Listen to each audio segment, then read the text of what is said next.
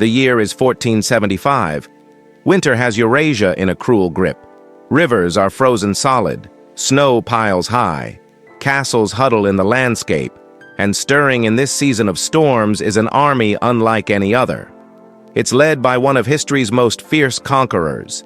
His troops number over 120,000 men, and his goal, crush a minor state on the edge of the known world. But in the depths of winter, across frozen fields, a small force gathers. Their leader is young, their numbers tiny, their odds next to impossible.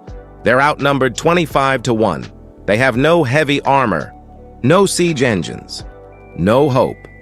So how did they win the biggest upset in medieval history? How did the weakest power defeat the strongest? How did 40,000 peasants beat 120,000 professional soldiers? Welcome to Vaslui, where a handful of farmers with bows and arrows stunned the most feared war machine on earth.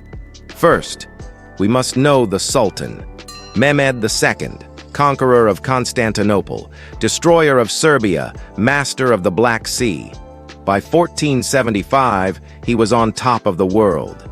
For decades, his empire crushed all before them.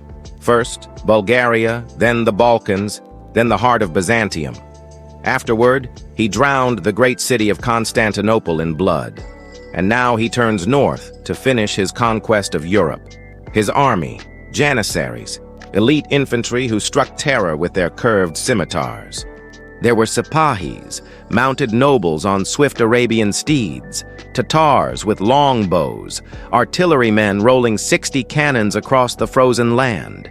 Against them, a lone kingdom, Moldova, ruled by a man history remembers as Stephen the Great.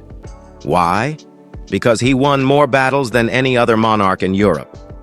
34 when he took the throne, he looked like an ordinary nobleman. He was short. He was stocky. He liked parties. He loved women. But he was cursed with terrible misfortune. His mother died when he was 2. His father banished. His brother killed in battle.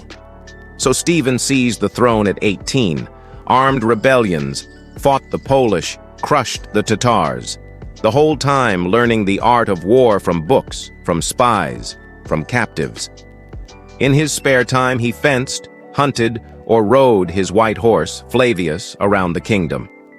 In 1475, he held only one thing, his crown, carved from the legendary White Mountain. The rest of Europe saw him as a nobody, the Ottomans a stepping stone. So how did he become the hero of Vaslui? He studied the Ottomans. He knew they'd attack. All he had to do was prepare. The first blow came in 1466, when Mehmed seized Belgrade. 3 years later, he was ready to roll north. As his army advanced, Stephen met them with hit-and-run attacks. He burnt Ottoman supply depots, ambushed their patrols, cut down their bridges, and watched Mehmed get angrier and angrier. The Sultan wanted a decisive victory. He wanted to punish the Moldavians for daring to resist. But Stephen kept slipping away. And then Stephen played his final card. He lured the Ottomans deep into his kingdom. Knowing that Mehmed wanted a quick end to this embarrassing campaign, Stephen gave him what he wished. He abandoned his capital and retreated to Vaslui, a village nestled in a valley near the frozen river Vas. Why there?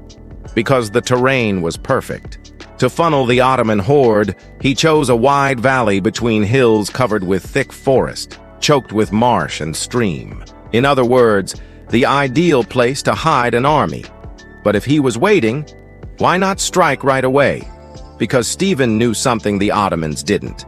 That the real art of war is knowing your enemy and knowing yourself. Victory comes when the two meet. In this case, it meant holding back. On January 10, 1475, the sky over Vaslui hung low and heavy with clouds. The wind bit hard and a light layer of snow covered everything. An ideal day for a battle. Stephen assembled his forces. He had fewer than 40,000 men. Most were irregular levies, farmers and villagers armed with swords and spears. Some were veteran soldiers. They had sturdy armor and long bows, thanks to Stephen's efforts. And he had his cavalry, less than 2,000 men, but eager and experienced. Finally, there were his secret weapons, 2 cannons named Mohatch and Satan. Stephen hid them in the forest, pointing them down the valley. Then he ordered his men to move into position.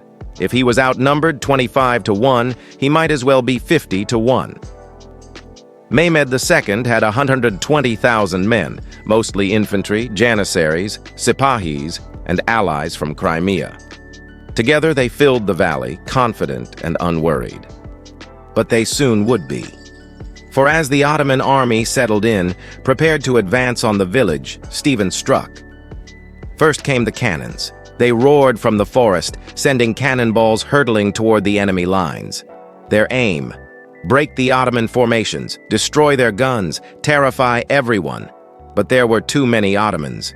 The barrage couldn't hold them. So Stephen sent his second wave, his cavalry, charging through the frozen marsh, smashing through the Ottoman lines, saber in hand.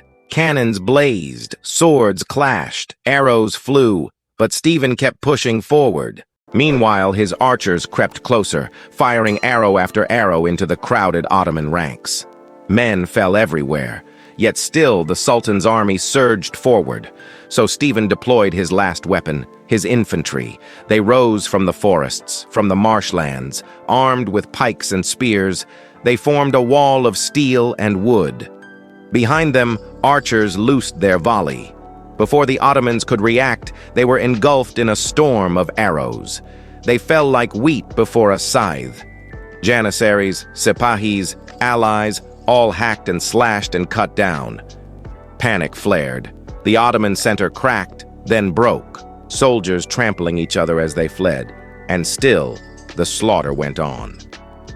Stephen chased them through the narrow valley. His men cut down those who tried to flee to the hills. His cavalry thundered across the fields. Those who reached the river found it impassable. For Stephen had ordered the bridges burnt. Soon the entire field turned red with blood. Over 40,000 Ottomans lay dead, including dozens of nobles and emirs. But Vaslui wasn't just a battle.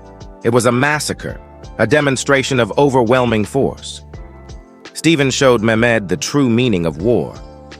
You don't smash your enemy. You break their will to fight. And he did. Mehmed II never forgot Vaslui. It haunted his dreams. In fact, he hated the battle so much he wouldn't even allow anyone to talk about it. He called Vaslui the accursed battle. In his rage, he punished the officers he blamed for the loss and ordered Belgrade renamed Constantinople to mock its defenders. But none of that changed history. The victor was clear. For Stephen, the battle was a godsend. It confirmed his reputation as a warrior, a defender of Christianity, an inspiration to all of Europe. At least that's what they thought. The truth is, Stephen wasn't interested in fame. He just wanted to save his people. Sure, he sent messengers to Rome thanking God and inviting the Pope to send crusaders to help defend Moldavia. But neither God nor the Pope answered his call. So Stephen rebuilt his army, stronger than ever, and got to work. For the next 46 years, he campaigned all over Europe, fighting, winning, losing, learning, always fighting. In the end, he won 44 battles, expanded his lands, reformed his kingdom, modernized his army, and saved his people, all while keeping a wary eye on the Ottomans. He never forgot Vaslui, the day 40,000 became 120,000. In the end, he may have been called Stephen the Great, but his greatest victory was simply staying alive. Today, you can stand where he did. Visit the places he fought. Feel the wind of Vaslui on your face. Here are the key moments you shouldn't miss. Number 1. The frozen ground. Winter isn't just a backdrop, it's crucial. The frozen ground stopped Ottoman artillery. It channeled the cavalry charges. It made defense easier. So don't forget the snow, the ice, the bite of winter. Number 2, Stephen's plan. Think about it. Stephen knew he'd lose a general battle. He baited the Ottomans, lured them into a trap, picked his spot. He funneled their 120,000 into a tiny valley.